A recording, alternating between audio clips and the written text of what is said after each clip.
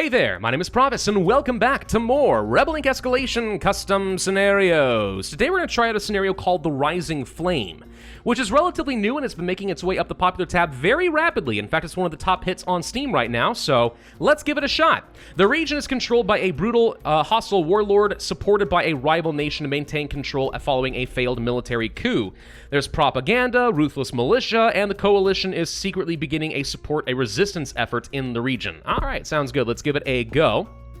Play on normal difficulty, and we'll call this one Noon Peace. Sure, seems completely fine. I have to say, I've been very glad to see that the custom scenarios workshop on Steam is starting to fill out a bit for this game.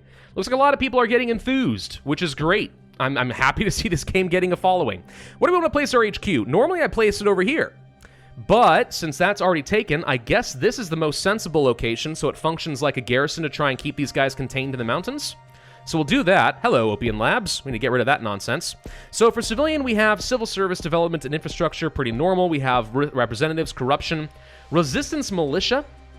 Task resistance fighters with defending local communities does not require intel and is fast to roll out. Well, that's helpful. That's really helpful. And it actually increases support level? Weird. Usually militia decreases it. The first level anyway does. Okay, we'll come back to that. We can get soldiers already. We start off with interpreters and guides. Yeah, okay. So we're going to want to get a soldier ASAP. Intel, effective procurement, blah, blah, blah. I would say let's get resistance militia, but then my inflation will be too high. Let's go for some of this. What do we have? Water, food, and medical. Let's go for medical, and then we'll go for resistance militia. Too much inflation at the moment, but the reason I wanted to get some soldiers immediately is to try to clear some of these areas out. Which, yeah, okay, so I was about to say, we might have an ambush trigger over here, and if that's the case, this could turn into something really ugly really quick. There also are apparently arms caches. But if there are no ambushes in these regions, then we should go ahead and get rid of these ASAP, so they don't have as many connected zones once the insurgents do eventually take over. We could also start training up some national soldiers already. Not sure about that. More police recruitment could be very helpful. We'll worry about that in a minute. Let's go for some basic food rations. I do want to clear out this opium lab, but with the minefield, it's going to take a long time. Let's go ahead and move over here into these cities first, and maybe even train up a national soldier, which apparently is training up really fast. Unexpected boons, but okay.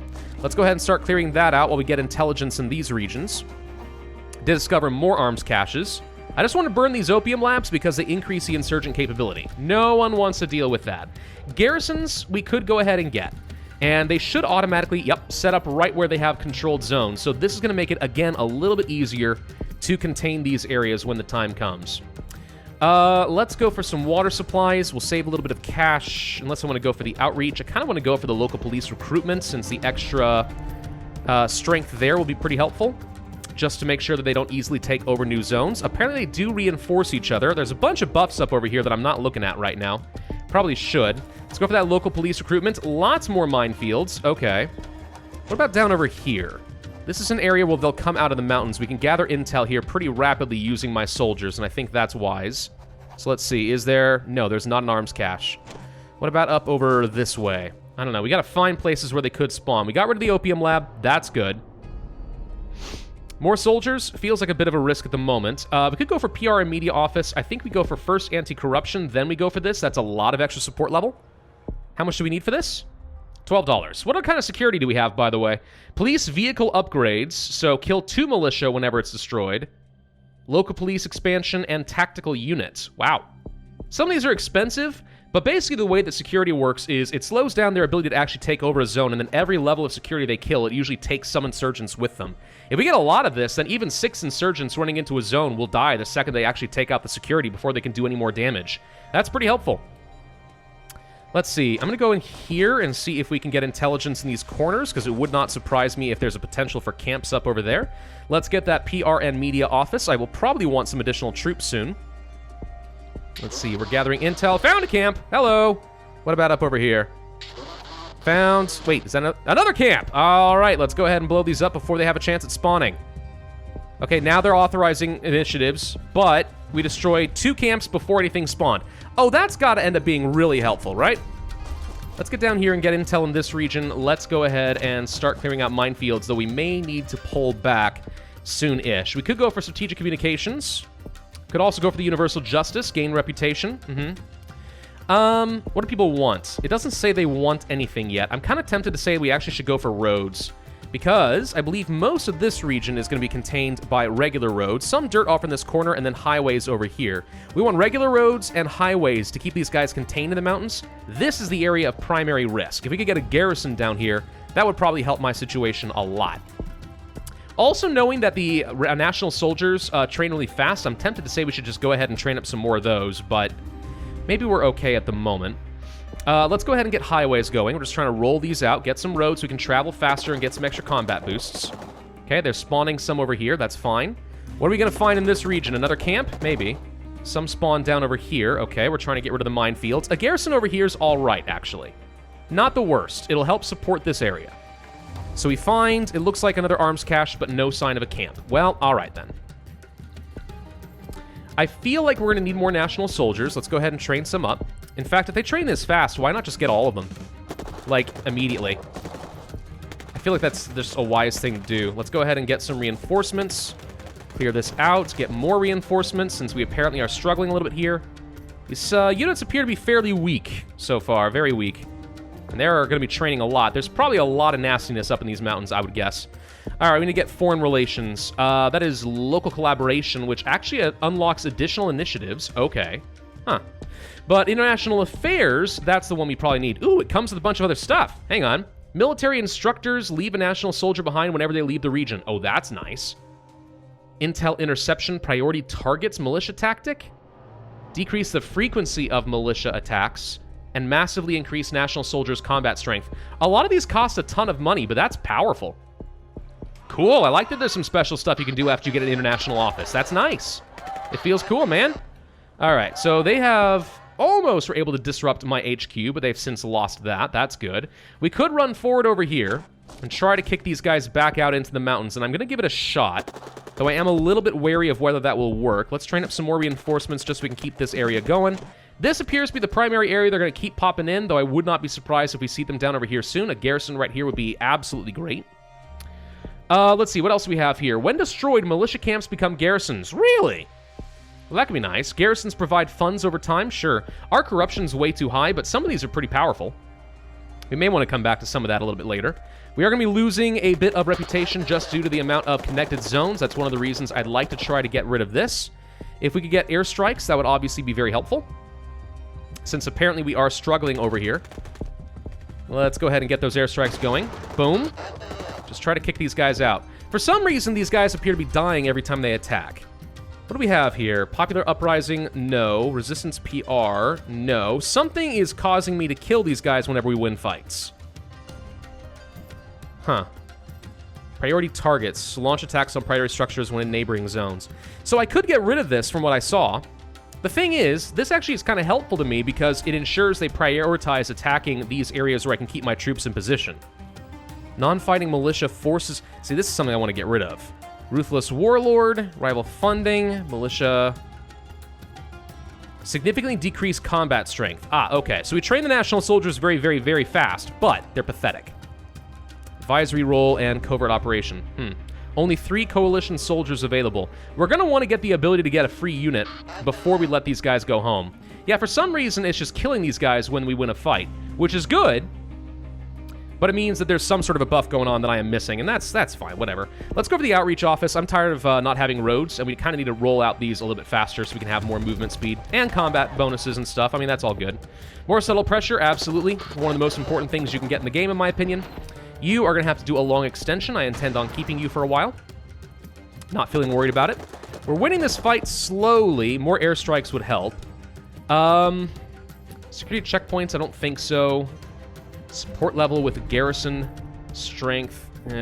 We need more corruption reduction. We're still at 43%. It's very slow to go down right now. All right, managed to kill these guys off. Excellent. So you're in a good position. We can get rid of the minefield at the very least.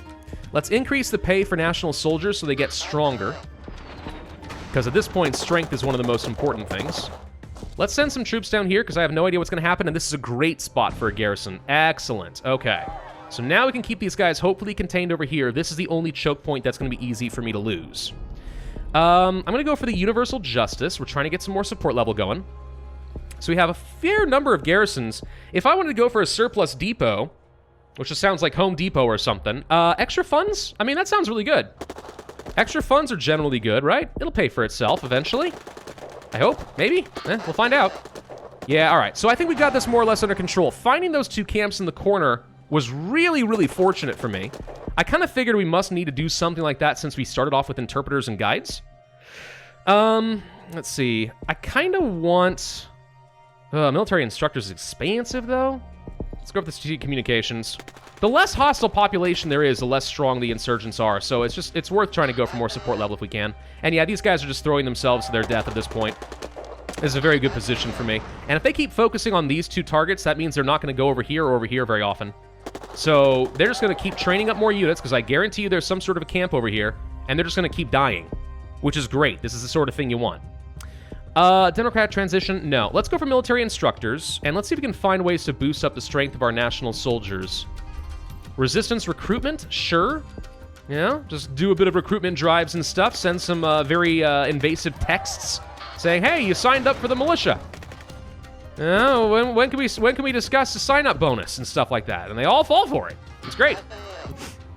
Definitely did not have the U.S. military try doing that to me at some point. Definitely did not.